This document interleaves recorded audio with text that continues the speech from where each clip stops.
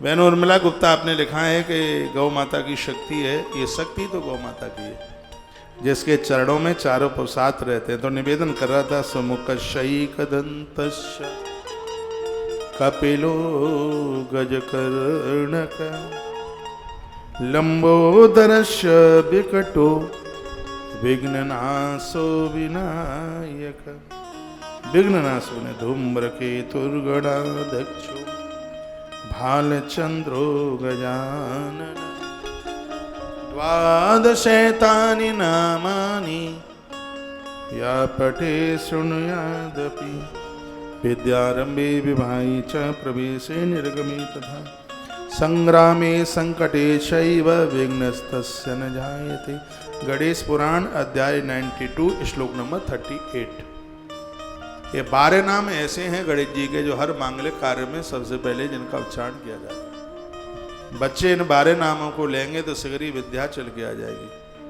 देवियां गर्भ में संतान है, होनहार बच्चे का जन्म होगा। राजा 12 नाम रोज लेगा, प्रजा उसकी अपनी हो जाएगी। एक कोई योद्धा 12 नाम लेगा, वो दुश्मन का कलेजा चीर करके रख देगा। भगवान गणेश जी के ये 12 नाम बहुत अद्भुत हैं, बहुत विशेष हैं। तो ये 12 नाम रोजाना इन्हें उच्चारण कीजिए, पूजा में बोलिए। काम रूपणी चोग्रा तेजवती सत्या संपृक्ता विघ्न नाशिनी। एक एक तिथि का वर्णन किया है कि पड़वा को गणेश जी पर दुर्वा चढ़ाते हो तो उसकी क्या महिमा है, द्वितीया को चढ़ाते हो तो उसकी क्या महिमा है, तृतीया को चौथ के दिन गणेश जी का जन्म हुआ है। इसलिए चतुर्थी के दिन भगवान गणेश दुर्वा से गुड़ के भोग से अति प्रसन्न होते हैं।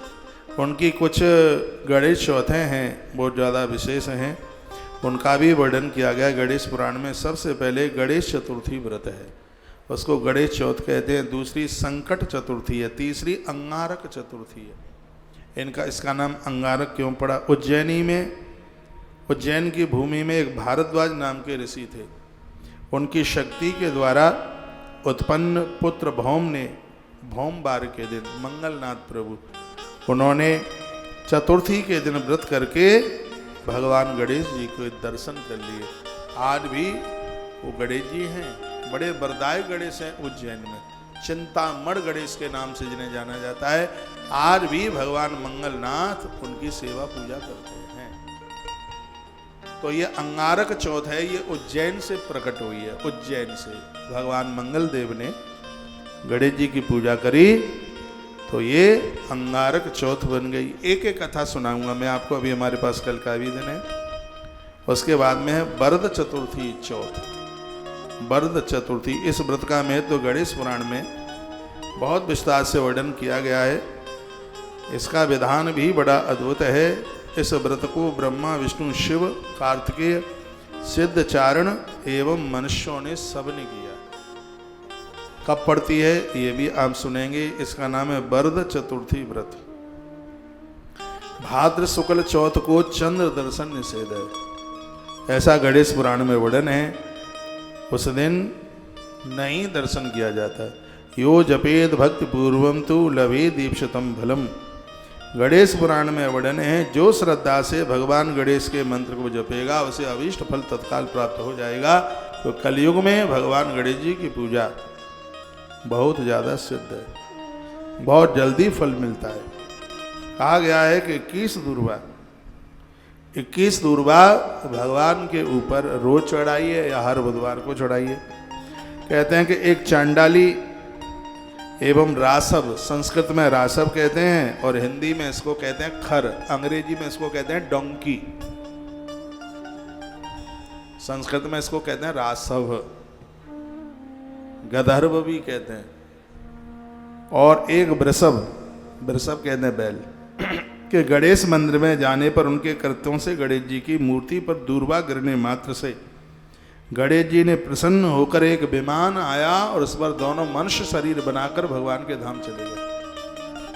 कहते हैं कि वो चारा खा रहे थे, मुंह में चारा लेते हुए दूर्वा अचानक, बगल में गणेश जी की प्रतिमा थी, उनके मुंह से दूर्वा गिर गई और दूर्वा को गिरते ही उनको मनुष्य शरीर मिल गया। एक विमान आया, विमान पर बैठता हुआ वो बैल में से भी मनुष्य बन गया और खर्ब में से भी मनुष्य बना, दोनों भगवान के धाम के लिए चले गए। ये तो धोखे से दूर्वा चढ़ गई, उसका परिणाम देखिए। जो जान करके भगवान गजानंद के ऊपर दूर्वा चढ़ाते हैं उन्हें आनंद हो जाता है, सगरी बीमारियां समाप्त हो जाती हैं। दूर्वा चढ़ाने से वंश वृद्धि बहुत ज्यादा बढ़ती है। यह दूर्वा की बहुत बड़ी मैं वंश वृद्धि बढ़ती है। जैसे दूर्वा धरती में फैल जाती है, गणेश जी के ऊपर दूर्वा चढ़ाने से परिवार में भी इतना ही विस्तार हो जाता है। कहा गया है, बताया गया, बालक रूपधारी गणेश जी ने अनलासुर को निगल लिया था एक बार। एक अनलासुर बहुत बड़ा राक्षस हुआ था। भगवान देखो, भगवान चारों युगों में आते हैं, ऐसा एक भी युग नहीं है। सतयुग में भगवान आते हैं तब वो सिंह पर बैठ करके आते हैं भगवान। त्रेता में भगवान आते हैं तब वो मोर पर बैठ के आते हैं गणेश।